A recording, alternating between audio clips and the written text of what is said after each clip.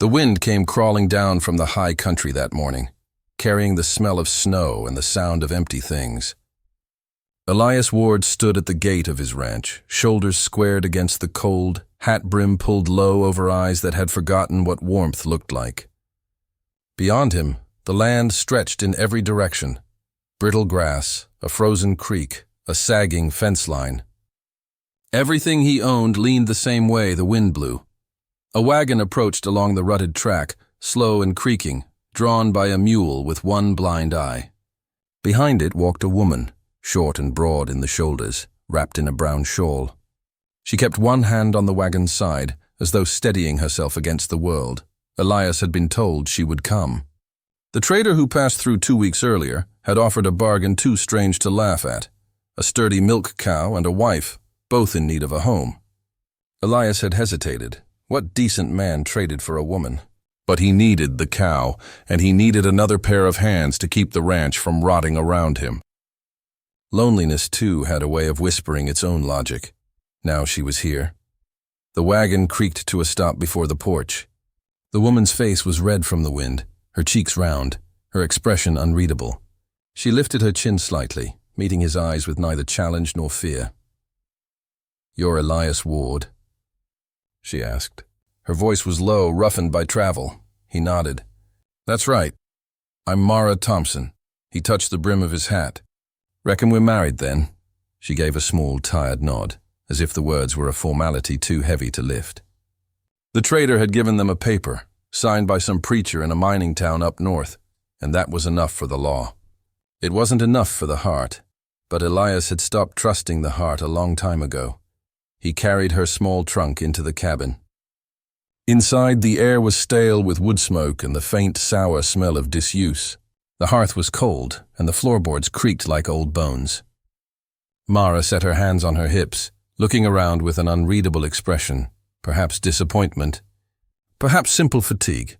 "I'll get a fire going," Elias said. "Setting down the trunk, I can manage." Her tone wasn't sharp, but firm enough to stop him. She moved to the hearth, knelt, and began to arrange kindling with practiced ease. Her shawl slipped from her shoulders, revealing a sturdy figure and strong arms. He saw a scar along her forearm. White, old, the kind a blade might have left. Elias stepped back, uncertain what to do with himself. He had pictured someone different, someone softer, maybe younger, maybe a woman who'd smile at him and make him feel less like a ghost wandering through his own home. But this one, she was made of earth and silence. When the fire caught, the light filled the cabin with gold and shadow. For a moment, the place almost looked like it used to when his late wife, Anna, still lived. The thought struck him like a nail through the chest. He cleared his throat. "The room's yours. I'll stay in the barn." Mara didn't look up from the flames. "Suit yourself." Outside, the wind moaned across the roof like something alive. Elias spent the afternoon mending a gate that didn't need mending, just to keep his hands busy. He watched the cow in the pen, thick, slow, unbothered by the cold, and wondered which of them had gotten the better bargain. By dusk, a thin snowfall had begun. The sky turned to pewter, the air to ice. From the barn window, he saw light flickering inside the cabin, Mara moving about, her shadow long across the wall. She was tidying, maybe cooking, maybe just trying to make sense of the space that had become hers by trade. He felt a strange pull to go inside, though he had no reason. Hunger, perhaps, or the ache of another human's presence after years of eating alone. When he finally went back, the door was closed but not latched.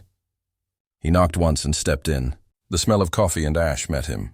Mara sat at the table with her hands around a chipped mug. The sleeves of her dress rolled to her elbows. The fire behind her painted her face in amber and shadow. "I made coffee," she said. "It's weak," he nodded, poured himself a tin cup and sat opposite her. The silence between them was heavy as the mountains. "You been here long?" she asked. "Since before the war." She nodded, eyes fixed on the fire. "Hard country." Hard enough. He wanted to ask about her, where she'd come from, what brought her to this trade of strangers and cattle. But the words tangled somewhere in his throat. Instead, they finished their coffee in silence. When he rose to leave, she said quietly, "Good night, Mr. Ward." He hesitated at the door. "It's Elias." She looked up at him then, for the first time without guard. "Good night, Elias." He went to the barn, laid out a blanket in the hay, and listened to the wind drag itself across the roof. The cold settled in his bones. Sometime near midnight, unable to sleep, he walked back toward the cabin, driven by something he couldn't name. Maybe he meant to ask if she needed more wood. Maybe he just needed to hear another voice in the dark. He reached the porch, hesitated, then tried the door. It didn't move. Locked. From within came a sound, not footsteps, not movement, only the quiet hitching of breath. She was crying, soft and muffled, the kind of crying a person does when they've already learned it won't help. Elias stood there a long time, hand on the doorframe, the snow collecting on his shoulders. In that moment, the truth of his choice came clear. He had not bought companionship, nor saved himself from loneliness. He had simply brought another lonely soul to share the silence. He went back to the barn and sat beside the dying fire, staring into the coals until they dimmed to gray. Outside, the snow fell harder, covering the tracks between house and barn. By morning, there would be no sign of where either had stood. Only the sound of wind across the empty plain, and two hearts learning in their own stubborn ways that kindness does not come easy on land like this. The days that followed settled into silence, not the peaceful kind, but the kind that filled every corner like dust. The ranch seemed to breathe in low sighs, the creak of the porch boards, the steady tick of the old clock, the wind brushing dry grass against the fence. Mara rose before dawn each morning, lighting the stove before the sky turned pale. She scrubbed the soot from the hearth, boiled water, and hung his shirts by the window to dry. She moved with a patience that felt practiced, her steps soft, her eyes lowered. Elias noticed how she never left anything half done, never complained, never asked for help. Yet when she worked, she hummed, not songs, but small, broken tunes like memories she didn't want to forget. Elias kept to the barn, mending fences that would break again before spring, shoveling snow from the roof, cutting wood until his arms ached. He told himself he was grateful for the quiet, but every time he came in for supper, the sight of her, sleeves rolled, hair pinned, that heavy shawl still clinging to her shoulders, stirred something uneasy in him. They shared meals without conversation. When she asked whether he'd like coffee, he nodded. When he thanked her, she smiled politely, but didn't meet his gaze. It was a rhythm built on avoidance, a fragile peace held together by manners and distance. Outside, the prairie slept under its coat of frost. Inside, two souls lived like ghosts in a house that once knew warmth. The neighbors began to talk. Word spread quickly in small places. Old Mr. Calloway told anyone who'd listen that Elias Ward had married a stranger for a cow. Mrs. Calloway, his wife, was kinder but no less curious. She rode out one afternoon with a basket of biscuits, claiming it was neighborly duty. Mara opened the door, wiping her hands on her apron. The older woman's eyes swept over her, from her wide hips to her round, flushed face.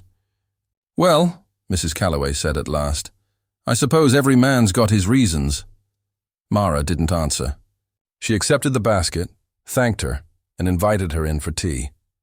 The visit was short, awkward. Mrs. Calloway spoke of weather, church, and how rough the winters were out here. Then, after a pause, she leaned forward and said in a tone that carried both pity and warning, "Most women don't last long here, Mrs. Ward. The land's too hard.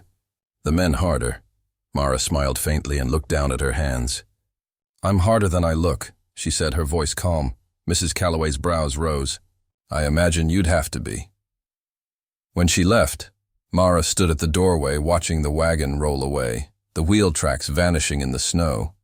Then she went back inside and took up a needle, mending the tear in one of Elias's shirts, a small hole near the elbow. Her stitches were fine, neat, deliberate. Each one seemed to say something she would never voice aloud.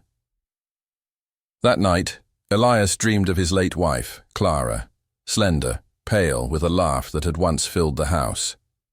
In the dream, she stood by the river, hair glinting in sunlight, calling to him. But when he tried to reach her, the water rose higher, turning dark and cold until she faded into the current. He woke before dawn, sweat cold on his skin. In the dim light, he saw Mara's shawl hanging on the chair, her boots by the door.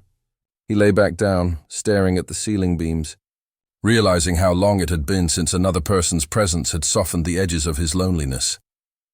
That morning, when he came in from the barn, he found her standing at the small mirror above the basin. She didn't see him. Her hair was unpinned, heavy and long, streaked with strands of gray. She studied her reflection as if trying to recognize herself, then looked away sharply, covering the glass with a folded towel. Elias lingered in the doorway. "You don't have to hide that," she jumped, startled, then turned, her face flushed. "It's habit," she said softly. "Mirrors aren't kind." He didn't know what to say, so he only nodded and stepped aside as she brushed past him. Her sleeve brushed his arm, and for a fleeting second, he caught the scent of soap and bread dough. Later, when she went to feed the chickens, he watched from the porch. She moved slowly through the snow, scattering feed, the hem of her dress dragging behind her. The wind lifted her shawl, and he noticed scars along her wrists, faint, pale lines that didn't belong to accidents or chores. He thought of asking, but didn't. He wasn't sure he wanted the answer. That evening, while the wind moaned through the cracks in the walls, Mara told him a story without looking up from her sewing. "I worked at a fort once," she said quietly. "Cooked for soldiers. They called me names, laughed when I dropped a pan. One night a man said I was too soft for the frontier. He left me outside the stockade when the gates closed." Elias froze, his spoon halfway to his mouth. "You could have died," he murmured. "I nearly did," she replied. "But the storm passed, and I was still breathing. Guess that made me harder than he was." Her voice didn't tremble, but something in her eyes did. A flicker of pain buried under composure. Elias looked away, guilt tightening his chest. He thought of all the times he'd judged her in silence, measured her against a memory she could never match. That night, after she'd gone to her room, Elias sat alone by the fire. The light flickered across the empty chair where she'd been sewing, her shawl draped over its back. The cabin felt less hollow now, not full, but alive in some small, quiet way. He reached for his pipe, then let it be. Instead, he looked toward her closed door and whispered a thought he didn't fully understand. Maybe we both just need the storm to pass. Outside, snow began to fall again, soft, steady, erasing the footprints between barn and house. Inside, the fire burned low but steady, throwing long, warm shadows across the floor. For the first time since the wedding, Elias didn't dream of Clara. He dreamed instead of the sound of humming, the low, broken kind that fills the air when a woman is working, surviving, and learning how to stay. The wind began its warning 2 days before the storm arrived. A long, hollow sound that wound through the valley like the voice of something ancient. Elias felt it in his bones before he saw it in the sky. The air went still, and the horses grew restless. By evening, the clouds gathered heavy and low, dragging their bellies against the mountain tops. Mara watched from the porch, arms folded over her shawl. "We'll get snow by nightfall," she said. Elias nodded. "We've had worse." But even he could feel that this one carried a different weight. Not the soft kind that dusted the plains like powdered sugar, but the kind that buried fences, cattle, and men alike. They spent the afternoon in preparation, hauling buckets of water, splitting wood, stuffing rags in the cracks around the window frames. Mara worked without complaint, her movements slow but sure, her breath steaming in the cold. When the first flakes began to fall, she was still outside, tying the barn door fast against the rising wind. By night, the storm descended in full. The cabin shuddered with each gust. The roof groaned like an old animal under a yoke. Snow blew sideways, plastering the windows in white. Inside, the fire sputtered low, and Elias cursed under his breath, reaching for the poker. Mara sat near the hearth, sewing a torn quilt by lantern light. The flame trembled, throwing her shadow high against the wall, a shape both gentle and strong. "You should rest," Elias said. "I will when the animals are settled. They'll be fine." "Barn's solid." She glanced up at him, eyes glinting in the dim light. "No creature deserves to freeze alone." He started to argue, but the words stuck in his throat. There was something in her tone, something he hadn't heard in years. Quiet conviction. He looked away first. When the wind began to rattle the door on its hinges, she rose and pulled on her shawl again. "Mara." His voice was sharper now. "Leave it be. You step outside in that, you won't come back easy." But she only wrapped the shawl tighter and reached for the lantern. "I won't be long." She opened the door, and the storm leapt in, a wall of snow and cold so fierce it stole his breath. By the time he blinked the ice from his lashes, she was already halfway to the barn, her figure swallowed by white. Elias swore softly and stoked the fire. He waited. 5 minutes. 10. The flame dwindled, the cabin creaked, and still she didn't return. He stared at the door until the silence became unbearable. At last he grabbed his coat, pulled his hat low, and stepped into the storm. The wind hit him like a hammer. Snow filled his eyes and mouth. He could barely see the lantern glow ahead, a faint orange heartbeat pulsing through the white. "Mara," he shouted, but the wind took the word and tore it apart. He stumbled toward the barn, half blind, one hand tracing the fence rail. The snow was already waist-deep in drifts. When he reached the corral gate, his boot struck something soft. He dropped to his knees. There she was, crumpled in the snow, her hands still gripping the lantern, though its glass was cracked and the flame nearly dead. For a heartbeat, Elias thought she was gone. Then he saw her breath, thin and shallow, like a bird's. "Fool woman," he whispered, though the words came out more like a prayer. He lifted her into his arms, her weight pressing against him, solid and strangely fragile at once. The shawl had come loose, her hair soaked through with snow. By the time he staggered through the cabin door, the lantern had gone out. He laid her by the hearth and kicked the door shut behind him. The fire was nearly gone, so he tore up half the kindling rack and fed it in until the flames leapt back to life. "Mara." He said her name again and again, as if the sound might tether her to the world. Her lips were blue, her fingers stiff. He stripped off her wet shawl, wrapped her in blankets, and rubbed her hands between his own. The skin was cold as riverstone. For the first time in years, Elias removed his gloves. His hands, calloused and cracked, looked foreign even to him. He pressed them to her cheeks, to her throat, to the fragile pulse that fluttered beneath her jaw. She stirred faintly, eyelids fluttering. "Jacob," she murmured, barely a breath. "Don't go out there." Elias froze. The name was not his. He leaned closer, listening. She whispered again, fragments of a life he didn't know. Something about a boy, a horse that fell through the ice, a winter that never ended, then silence. He sat beside her through the night. The storm howled outside, battering the walls, but he barely heard it. The only sound that mattered was the slow, uneven rhythm of her breathing. He remembered Anna's last winter, the way she'd wasted away while he kept working, refusing to see what was happening until it was too late, how he'd buried her on a hill above the frozen creek, the grave marker leaning now just like everything else on the ranch. But this time, he wouldn't sit idle and watch someone slip away. He fed her broth by the spoonful, stoked the fire until sweat slicked his forehead, draped his coat over her feet. When dawn broke, the storm had passed, and light came pale and weak through the window.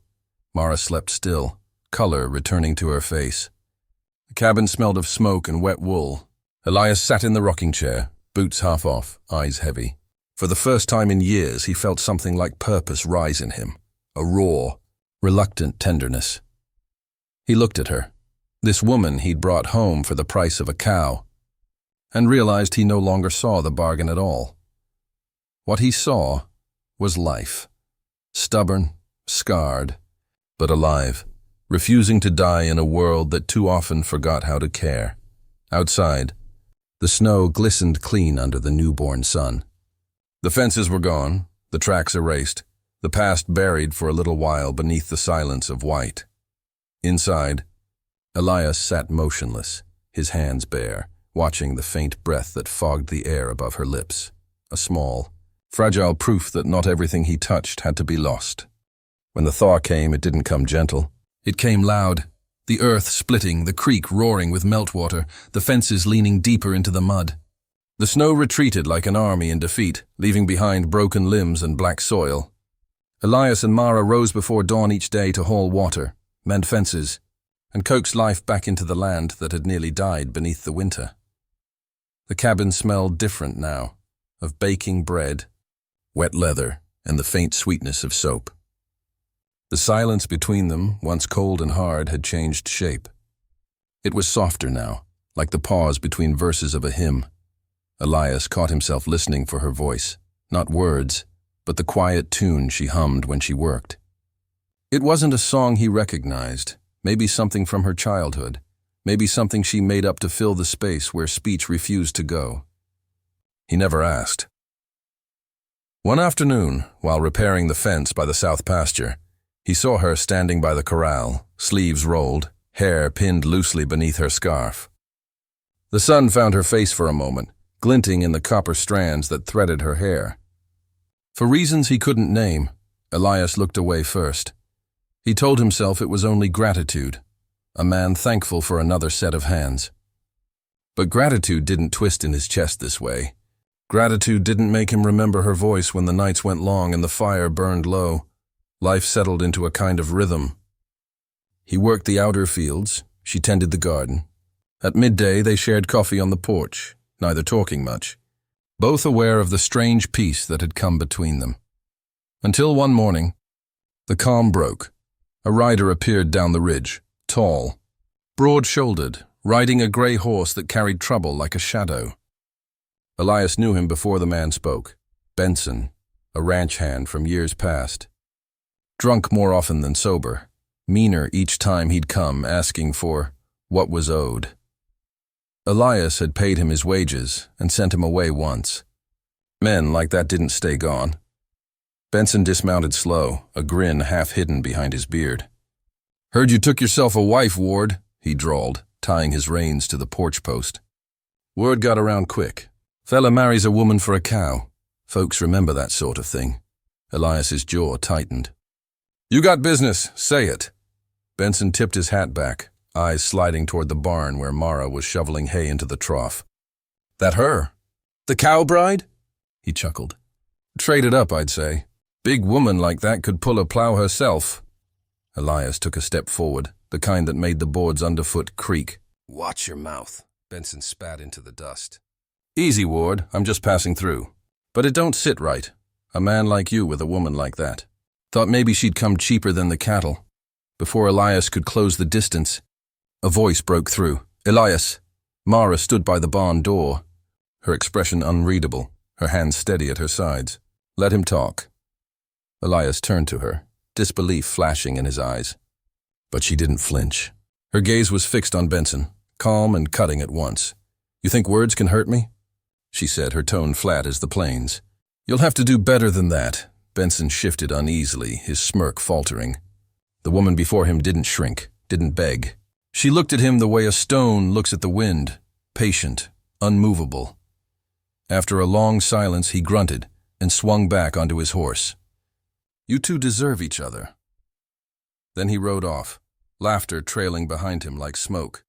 Elias stood frozen until the dust settled. When he turned back, Mara was already walking toward the house, her shoulders squared against the world. That night, the silence between them felt different again. Not soft, not cruel, but charged, like the air before lightning strikes. Elias sat at the table staring at his hands.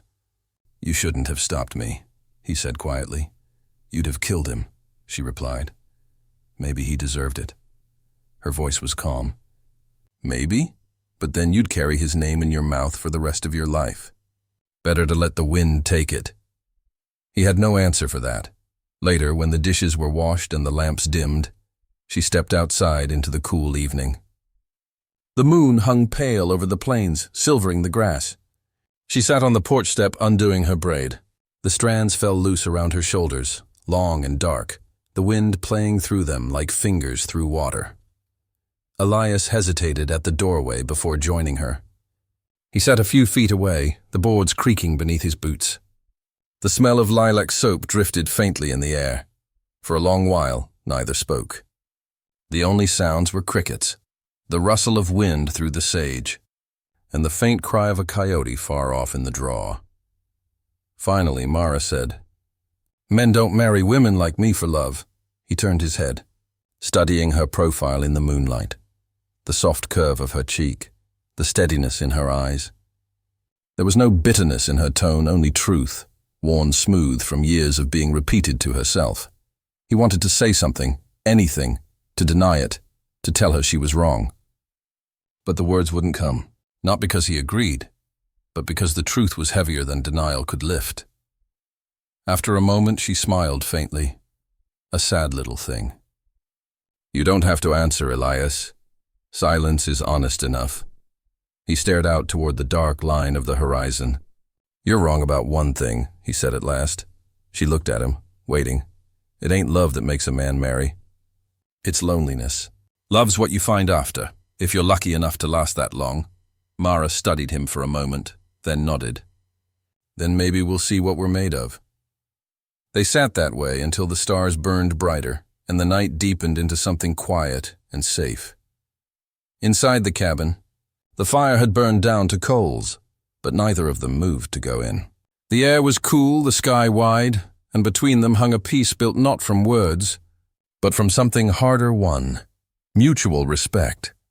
In the stillness, Elias realized he was no longer ashamed of the deal he'd made, nor the woman he'd made it with.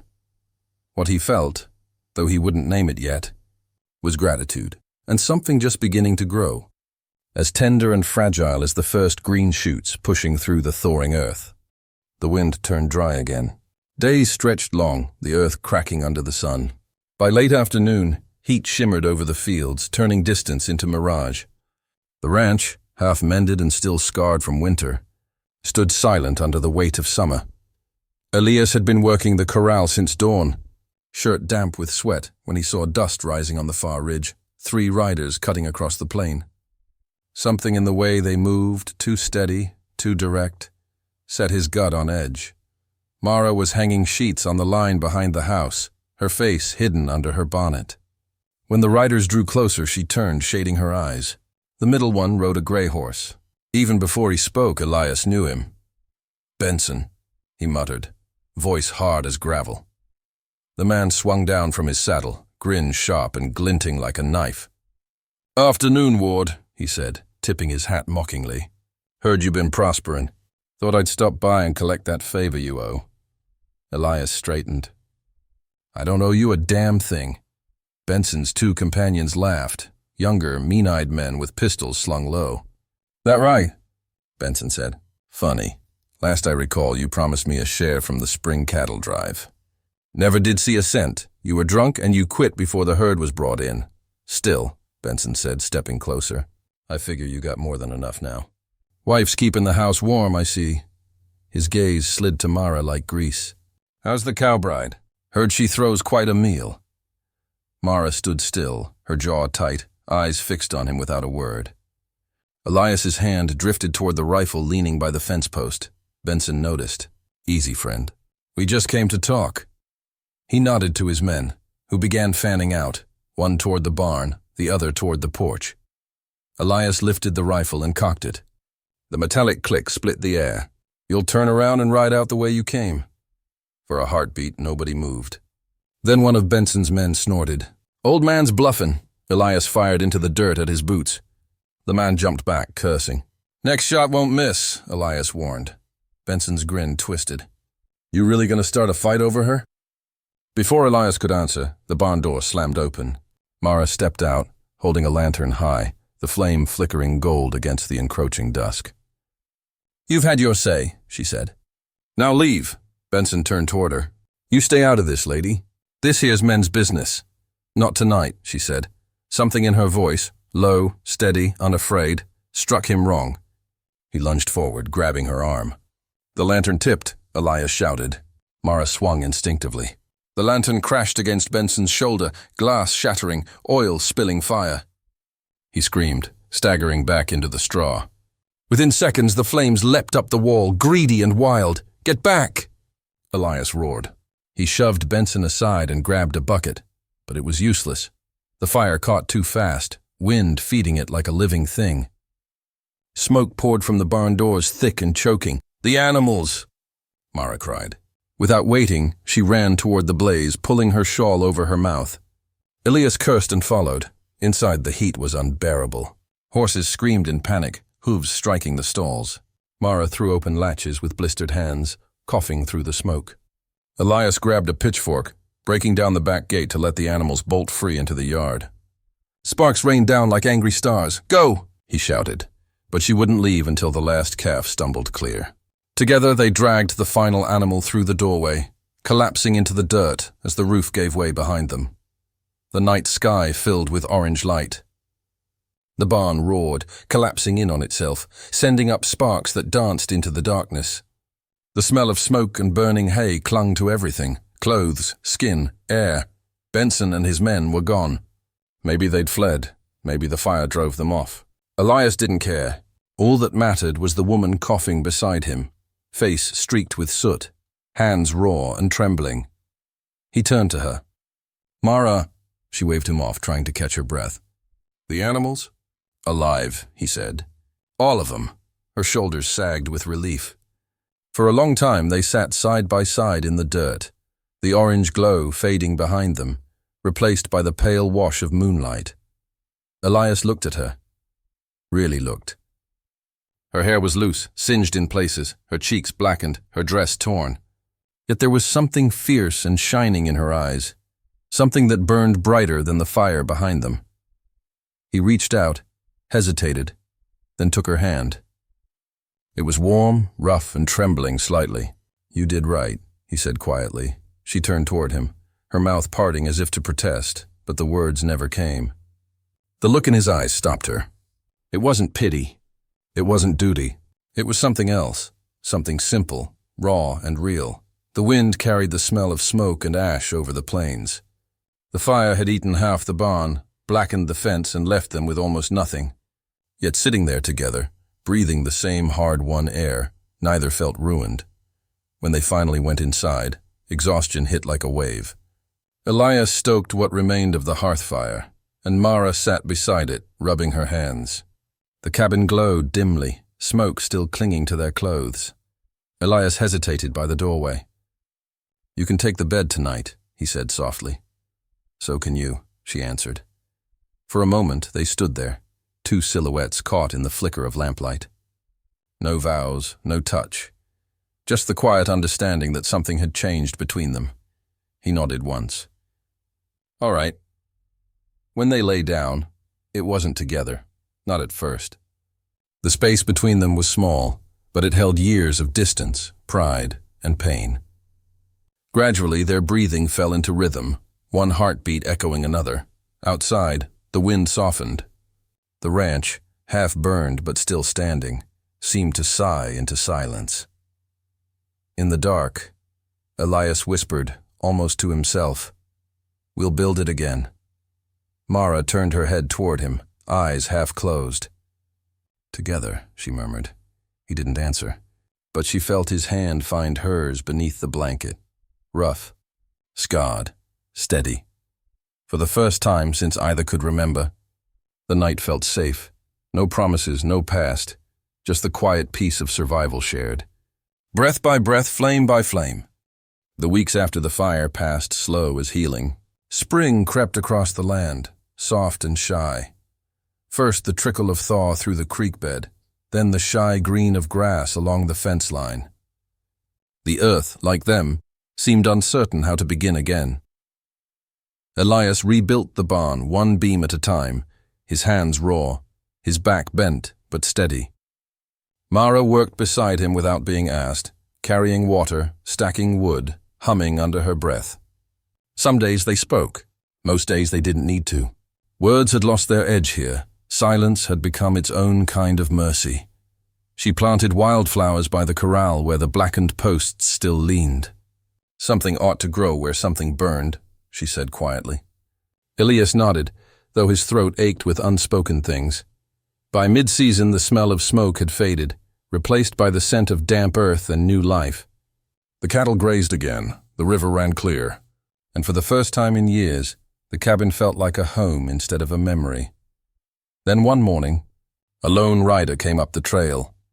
Elias saw him first, a broad-shouldered man on a bay horse, the glint of a badge catching sunlight on his chest. He dismounted slow, dust rising around his boots. "Mr. Ward," he said, voice even. "Name's Deputy Harlan. I'm asking after a man. Goes by Benson." Elias set down the axe he'd been using and wiped his brow with the back of his hand. "Can't say he's been by recently." The deputy looked past him toward the new barn, still half-finished. "Folks downriver said he and 2 others rode this way. Ain't been seen since." Mara stepped out from the cabin, drying her hands on her apron. "We haven't seen him," she said softly. Harlan's gaze lingered on the both of them. The mended house, the scorched fence, the faint shadow of what had burned. "That so?" Elias hesitated, then sighed. "Benson came here. He picked a fight. Fire broke out. He ran. Didn't come back." The deputy studied him for a long moment.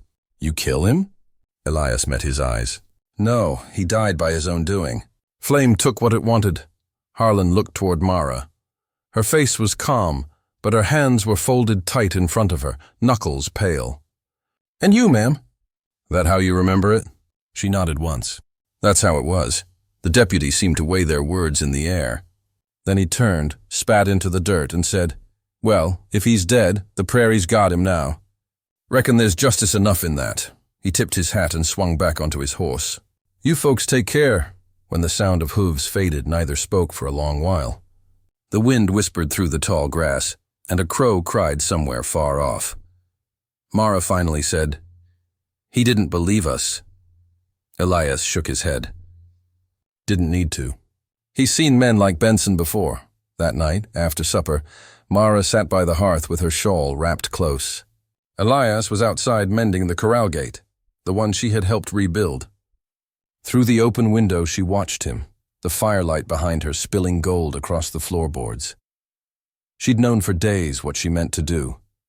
When dawn came, she packed her small trunk, the same one she'd carried when she first arrived, and saddled the bay mare. Elias was already in the yard, oiling the hinges on the barn door. He turned when he heard the creak of leather. "Going somewhere?" "I reckon it's time," she said softly. "You've got your land back. Your piece. You don't need—" "I do," he interrupted. Then his voice softened. "But I won't keep what don't want to stay." She looked at him then, really looked. The sun had caught the lines in his face, the gray at his temples, the worn steadiness of him. He wasn't begging, just telling the truth, plain and simple. She swallowed hard. "You deserve someone better than what you bargained for." He gave a small smile. "Maybe, but I got better than I deserved." She turned away before he could see her eyes fill. With a light tug, she started the mare toward the ridge, dust swirling around her skirts. Halfway up, she stopped and looked back. Elias was still there, down by the corral, hammering the last plank into place. He didn't call out. He only straightened, lifted his hat, and tipped it toward her in quiet farewell. Something in that simple gesture, honest, wordless, full of respect, broke the last piece of her resolve. She rode on a little farther, until the ridge gave her a view of the whole valley. The cabin with its patched roof, the smoke from the chimney curling thin into the blue sky, the small square of earth where wildflowers now trembled in the wind. It looked small from here, but not lonely. For a long time she sat there in silence, reins slack in her hands. The sun was warm on her shoulders. A meadowlark sang from somewhere unseen. Then she turned the horse around. By the time she rode back into the yard, evening had come. Elias was sitting on the porch, a mug of coffee beside him, watching the horizon fade from gold to violet. He didn't stand, didn't speak, just looked at her as though she'd been gone 1,000 miles and come home again. Mara dismounted, her boots sinking into the soft dirt. "The door," she said quietly, glancing toward the cabin. "It's open," he answered. For a heartbeat, neither moved. Then she stepped past him and pushed the door wide. Inside, the fire glowed low and steady, filling the small room with warmth. Elias followed, closing the door gently behind them.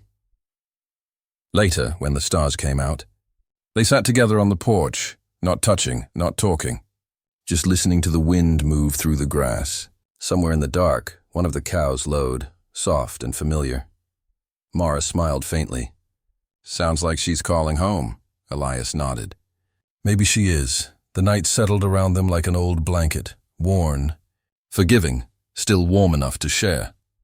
For the first time in either of their lives, there was nothing to prove, nothing to flee, and nowhere they'd rather be. The land stretched quiet beneath the stars, and the cabin, patched and mended, stood whole again. And in that stillness, in the hush after fire and storm and pride, love did not need to be spoken to be known.